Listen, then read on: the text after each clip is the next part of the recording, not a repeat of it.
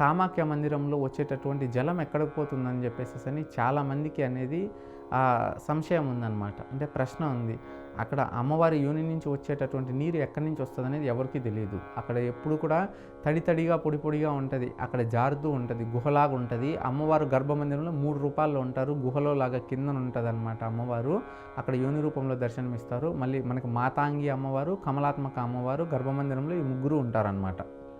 వీళ్ళు ముగ్గురు దర్శనమిస్తారు. అమ్మవారి యోని నుంచి వచ్చేటటువంటి నీరు జలం ఏదైతే ఉంటుందో అది మనం స్పర్శ దర్శనం చేసుకుంటామన్నమాట. ఆ స్పర్శ దర్శనం చేసుకొని మనం ఆ యొక్క జలం అనేది స్వీకరించడం, ప్రసాదంగా స్వీకరిస్తామన్నమాట. స్పర్శ దర్శనం అనేది ఎంతో పవిత్రమైనది.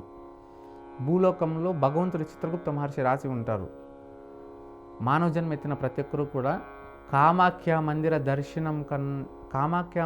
దర్శనం ముందు, కామాఖ్య దర్శనం తరువాత అని రాసిపెట్టి ఉంటాడు. అంటే ఆ జీవి చేసినటువంటి పాపకర్మ దోషాలు ఏవైతే ఉన్నాయో అన్నీ పటాపంచలైపోయేసేసి వారికి ఉన్న దోష కష్టాలన్నీ తొలగించేసి వారి యొక్క కర్మల్ని రుణబాధల్ని తొలగించేసేసేసి వాళ్ళు పుణ్యం మార్గం మోక్ష మార్గాన్ని ప్రసాదించేటటువంటి గొప్ప మందిరం భూలోకంలో ప్రతి ఒక్కరూ కూడా అడుగు పెట్టాల్సి దర్శించాల్సినటువంటి మందిరం. వారు అక్కడికి వెళ్ళడం వల్లనే వారి యొక్క పాపకర్మలన్నీ నశించిపోతాయి. అమ్మవారు అనుగ్రహిస్తేనే అక్కడికి వెళ్ళగలుగుతాం. మనం వెళ్ళాలనుకున్నా వెళ్ళలేము. అమ్మగారి దివ్య ఆశీర్వాదంలోనే మనం అక్కడ అడుగు పెట్టగలుగుతాం. అంత పవిత్రమైనటువంటి పుణ్యక్షేత్రం. అక్కడికి వెళితే మన తల రాత మారిపోతుంది. అంత పవిత్రమైనటువంటిది. మనిషి జీవితంలోనే 7 ప్రదేశాలు ఉన్నాయి. 7 ప్రదేశాలలో మానవుడు అడుగు పెడితే ఆ బ్రహ్మదేవుడు చిత్రగుప్త మహర్షి రాసి లిఖింపజేసి అంతా ఆ జన్మంలో శరీరం విడిచిన మరుజన్మంలో వారు సుఖ సంతోషాలు అనుభవించేసేటందుకు, లేకపోతే ముక్తి మార్గ మోక్షాన్ని వాళ్ళకి లభించేసేసి వారు దైవత్వం సిద్ధత్వం పొంది వారు స్వర్గలోక ప్రాప్తి అనుగ్రహం చెందాలన్నా కానీలే కామాఖ్య మందిరం ముందు, కామాఖ్య మందిరం తరువాత అమ్మవారి దర్శనం అని రాసిపెట్టి ఉంటారు.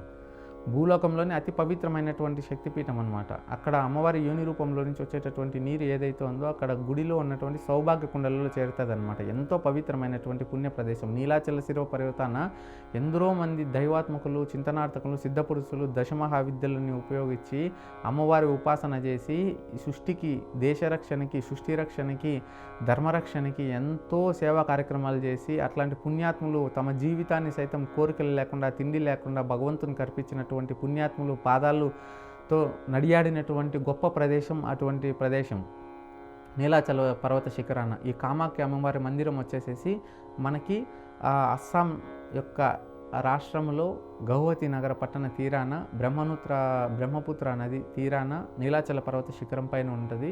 ఎంతో పవిత్రమైనటువంటి పుణ్యక్షేత్రం. ప్రతి ఒక్కరూ కూడా సందర్శించాల్సినటువంటి ప్రదేశం. మీరు ఎక్కడెక్కడికో యాత్రలకు వెళ్తూ ఉంటారు. మీ జీవితంలో మనకందరికీ తల్లి, సృష్టికే తల్లి అమ్మవారు. అటువంటి అమ్మవారిని చూడకుండా ఈ జన్మ ముగించడం అనేది మహా అపరాధం. ఖచ్చితంగా మానవ జన్మ ఎత్తిన తర్వాత ఈ జీవితంలో మీరు చూడవలసినటువంటి మొట్టమొదటి ప్రదేశం కామాఖ్య అమ్మవారు. అక్కడికి వెళ్ళి అమ్మవారి యొక్క స్పర్శ దర్శనం చేసుకోవాలి. స్పర్శ దర్శనం చేసుకుంటే మీ జీవితం అనేది ఎంతో గొప్పగా వెలుగులోకి వస్తుంది.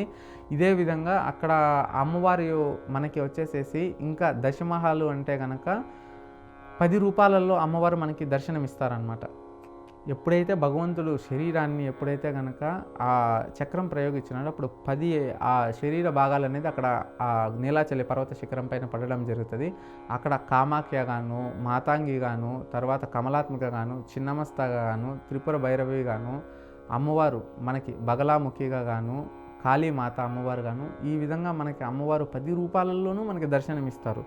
ఎంతో పవిత్రమైనటువంటి పూజలు, తాంత్రికపరమైనటువంటి పూజలు అనేది ఈ భూలోకంలో ఎట్లాంటి కోరికనైనా తీర్చేటటువంటి గొప్ప పవిత్ర పుణ్యక్షేత్రం ఏదైనా ఉందంటే అమ్మవారి మందిరం. అక్కడ అమ్మవారికి బలిపీఠాలు ఉన్నాయి.